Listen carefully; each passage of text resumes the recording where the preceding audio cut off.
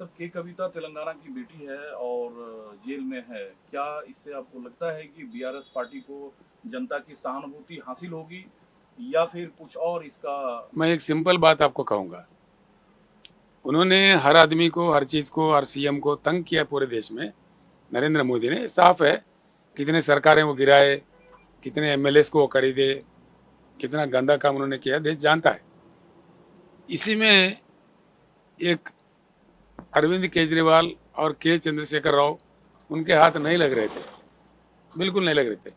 हम अपने तौर पर चला रहे थे और हम पावरफुल थे, तो इसलिए पॉलिटिकल बेनिफिट के लिए एक उन्होंने साजिश रचा। लेफ्टिनेंट गवर्नर दिल्ली के थ्रू उन्होंने एक नाटक रचा के दिल्ली गवर्नमेंट के एक्साइज पॉलिसी को एक स्कैम में उन्होंने प्रोपेगेंडा किया और एक फार्स केस को बना दिया। उसमें कोई केस है ही नहीं। आज तक 1 रुपया कहीं बरामद ही नहीं हुआ, कोई चीज़ नहीं हुआ, देयर इज नथिंग। इसी को लेके उन्होंने क्या किया, उधर अरविंद केजरीवाल को और हमारे बेटी को कविता को अननेसेसरली उसमें जुड़ के, वो बिल्कुल निर्दोष है, वो कुछ जानता भी नहीं है, उससे कोई संबंध भी है, ताल्लुक भी, कुछ भी नहीं। नंबर 1 तो मैं ये कहना चाहूँगा, डटकर कहना चाहूँगा, Delhi liquor scam is not a scam at all. It's a scam created by Mr. Narendra Modi.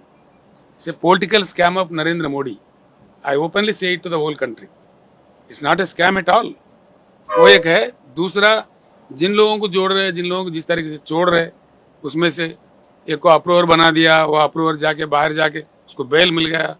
बाद में उन्होंने 50 करोड़ मोदी के पार्टी को चंदा दे दिया बॉन्ड्स में। ये सब क्या नाटक है, सब दुनिया जानता है। मैं इतना ही अनुरोध करूंगा, हमारे देश के न्याय विभाग पर, जस्टिस डिपार्टमेंट पर हमको पूरा विश्वास है।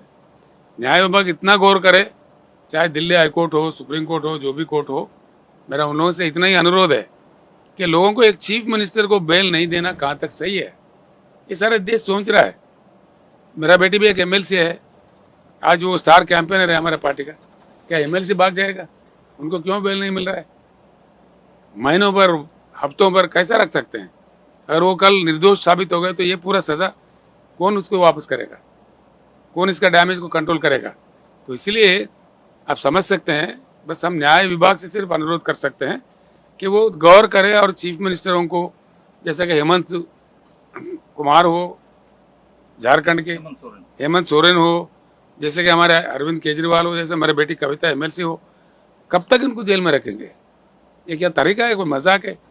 ये कॉन्स्टिट्यूशन का मजाक उड़ाया जा रहा है इस देश में।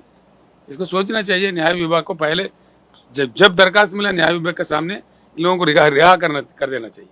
इलेक्ट्रल बॉन्ड को आप स्कैम मानते हैं? आपने जिक्र किया अभी इलेक्ट्रल बॉन्ड का। नहीं, मेरे पास भी इलेक्ट्रल बॉन्ड कई लोगों ने दिया, मेरे पार्टी में भी मिला, और हमेशा मैं बताते गया लोगों को। ये हमारा फर्ज बनता है कि हम बताते गए भाई इतने बॉन्ड हमको भी आया करके। इसको हम फ्रॉड टोटली नहीं बोल सकते, लेकिन जिस तरीके से मोदी का पार्टी ने लिया है बॉन्ड्स, उससे साफ जाहिर है कि इसको उन्होंने नाजायज फायदा उठाया।